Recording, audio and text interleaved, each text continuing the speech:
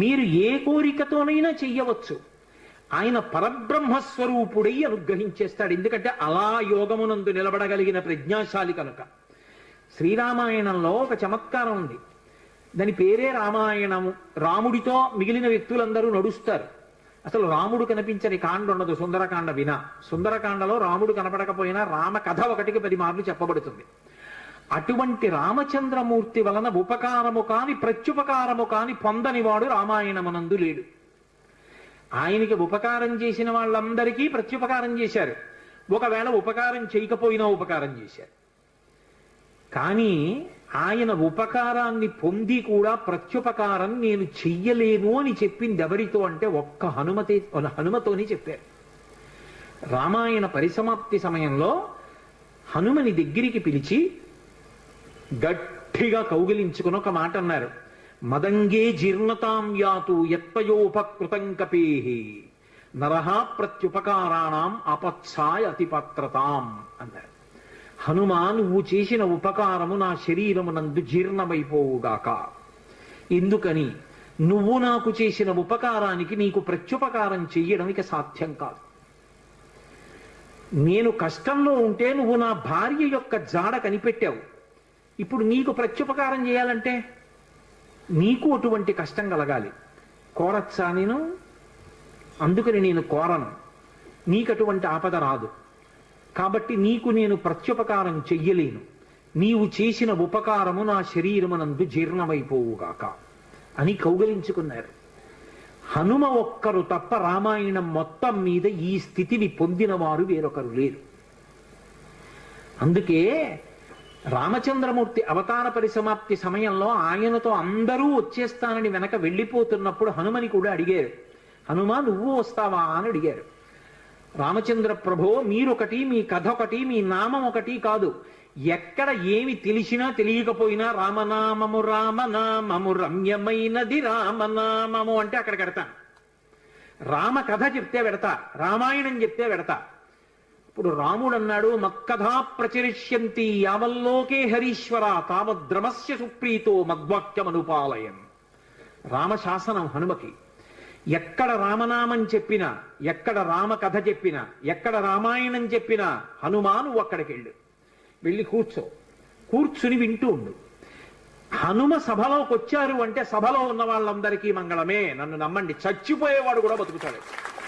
హనుమ దర్శనం అంత గొప్పది. ఆయన దర్శనం చేస్తే చాలు.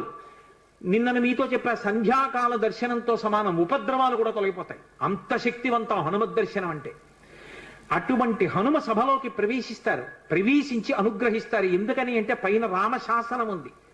ఇదే మహానుభావుడు తులసీదాస్ గారి జీవితంలో జరిగింది.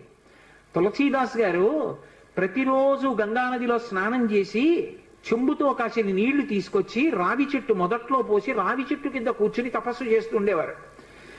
ఆ రావి చెట్టు మొదట్లో గంగ నీళ్లు పోస్తుంటే గంగాజలం తగిలిందో ఏమో ఒక బ్రహ్మరాక్షసుడు పైనుంచి కిందకి దిగాడు. బ్రహ్మరాక్షసుడు అంటే ఎవరు అనుకుంటారేమో, వేదం చదువుకుని కూడా దొంగతనాలు లాంటివి చేసి బ్రతికిన వాళ్ళు బ్రహ్మరాక్షసులు అవుతారు.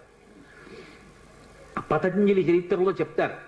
కాబట్టి అటువంటి బ్రహ్మరాక్షసుడు క్రిందకి దిగి అన్నాడు, నువ్వు నాకు మహోపకారం చేశావు. ఎప్పటి నుంచో ఈ చెట్టు మీద పడున్నాను. నువ్వు గంగాజలాన్ని తెచ్చి ఈ చెట్టు మొదట్లో పోసినప్పుడు గంగాజల స్పర్శ చేత నా పాపం శమించింది. నేను సాధారణ రూపాన్ని పొందాను. నీకు నేను ప్రత్యుపకారం చెయ్యాలనుకుంటున్నాను. నీవు రామదర్శనం కోసం పరితపిస్తున్నావు. నీకు రామదర్శనం కావాలి అంటే చేయించగలిగిన వారు హనుమ ఒక్కరే. హనుమ రోజు వస్తుంటారు. ఎక్కడికొస్తారో తెలుసా? ఎక్కడెక్కడ రామనామం జరుగుతుందో, ఎక్కడెక్కడ రామనామం ప్రస్తావనకు వస్తుందో, ఎక్కడెక్కడ రామ కథ చెప్పబడుతుందో అక్కడ ఉంటారు.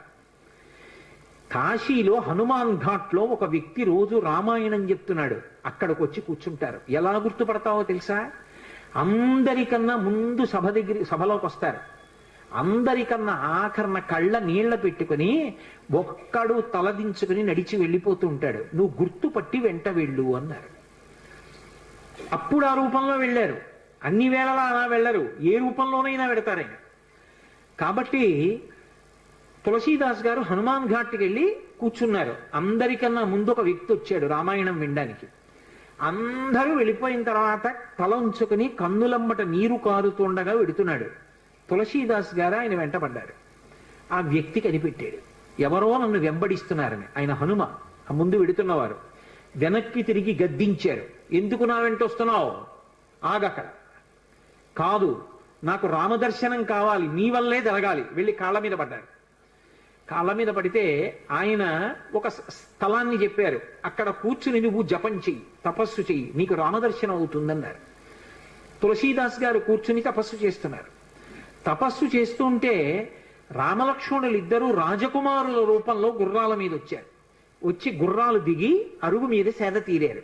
ఎవరో రాజకుమారులని తులసీదాస్ గారు ఊరుకున్నారు. వాళ్ళిద్దరూ గుర్రం ఎక్కి వెళ్ళిపోయారు. హనుమ వచ్చారు, రామలక్ష్మణులు వచ్చారు, గుర్తుపట్టావా అన్నారు. ఎప్పుడు వచ్చారు అన్నారు. అయ్యో, ఇద్దరు రాజకుమారుల వేషంలో వచ్చారయా, నువ్వు గుర్తుపట్టలేదు, వెళ్ళిపోయారన్నారు. ఎంతో బాధపడ్డారు. మళ్ళీ సాధన చెయ్యి అన్నారు. మళ్ళీ సాధన మొదలుపెట్టారు.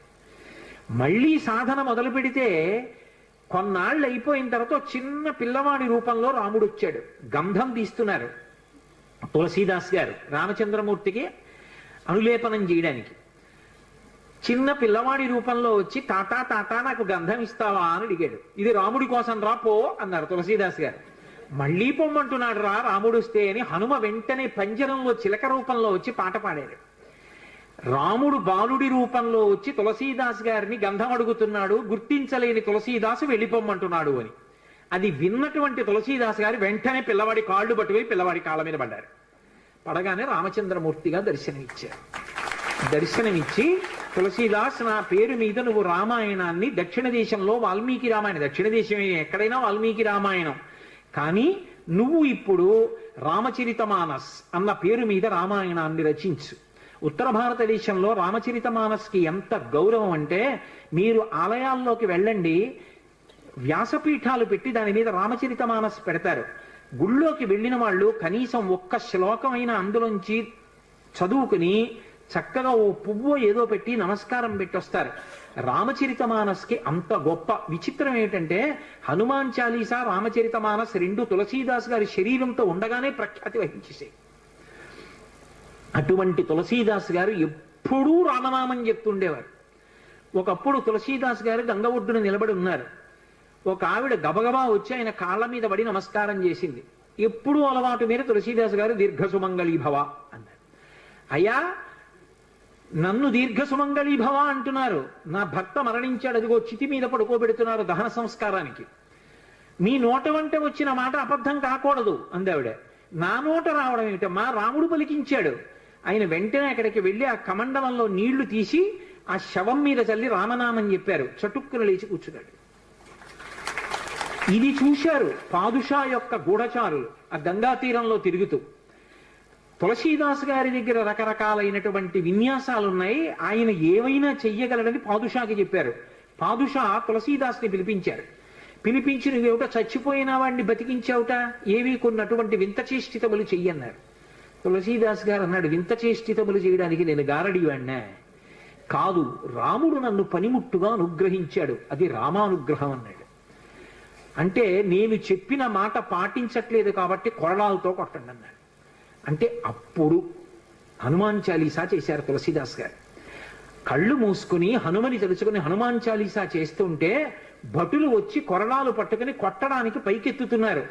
ఆశ్చర్యం ఏమిటంటే ఆ రోజున పాదుషా కోట అంతఃపురం అంతటా పెద్ద పెద్ద కోతులు వచ్చి ప్రతి సైనికుడి చెయ్యి పట్టుకున్నాయి కదలకుండా. పాదుషా భయపడిపోయి సింహాసనం దిగి కిందకొచ్చి తులసీదాస్ గారి కాళ్ళ మీద పడ్డాడు. అప్పుడు ఖచ్చితంగా పూర్తయిపోయింది హనుమాన్ చాలీసా. ఆ తులసీదాస్ గారి చదివినప్పుడు అన్ని కోతుల రూపంలో వచ్చి ఎదురుగుండా హనుమ నిలబడి కాపాడారు తులసీదాస్ గారిని. అందుకే అప్పటికీ ఇప్పటికీ ఎప్పటికీ కూడా హనుమాన్ చాలీసాకి అంత శక్తి. తులసీదాస్ గారు ఎప్పుడు మాట్లాడుతూ ఉండేవారు స్వామి హనుమతోటి.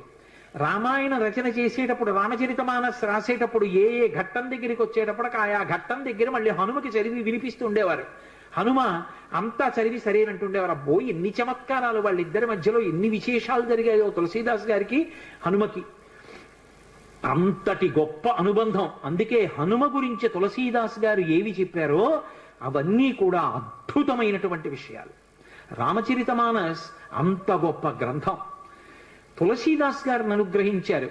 మహానుభావుడు స్వామి హనుమ అనేకమైనటువంటి అవతారాల్లో ఈ లోకంలో వచ్చి ఎందరినో అనుగ్రహించారు. వారు వచ్చినటువంటి అవతారములు ఎన్నో ఉన్నాయి.